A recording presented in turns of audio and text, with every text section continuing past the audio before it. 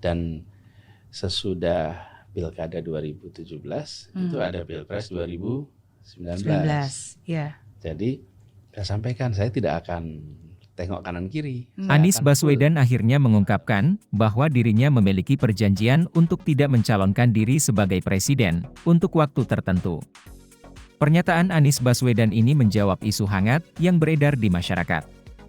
Kesepakatan politik itu berisi bahwa Anies Baswedan tidak akan mencalonkan diri sebagai calon presiden jika Prabowo Subianto ikut mencalonkan sebagai presiden. Menurut laporan perjanjian di atas kertas, Anies Baswedan tidak berhak mengikuti pemilihan presiden 2024. Akhirnya Anies Baswedan menjelaskan isu kesepakatan politik yang beredar selama ini. Pertanyaan pertama muncul ketika Sandiaga Uno mengisyaratkan adanya kesepakatan politik antara dirinya, Anies Baswedan, dan Prabowo Subianto. Sandiaga Uno sendiri tidak menyebutkan syarat-syarat kesepakatan. Namun belakangan diketahui publik bahwa Anies Baswedan tidak bisa mencalonkan diri sebagai calon presiden, saat Prabowo Subianto juga mencalonkan sebagai presiden.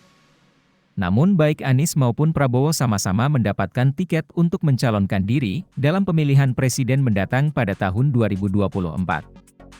Anies Baswedan mengaku berjanji tidak akan menjadi calon presiden saat menjadi gubernur DKI Jakarta.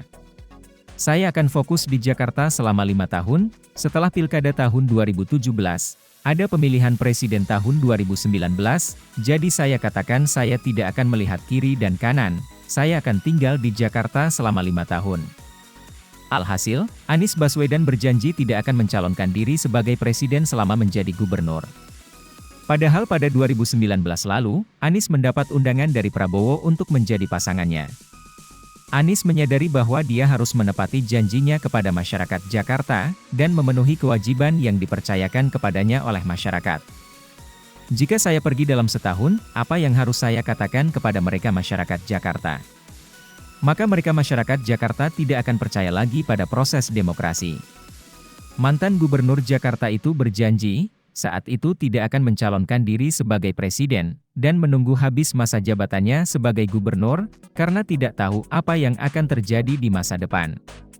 5 tahun dari sekarang, kita tidak tahu apa lagi yang akan terjadi.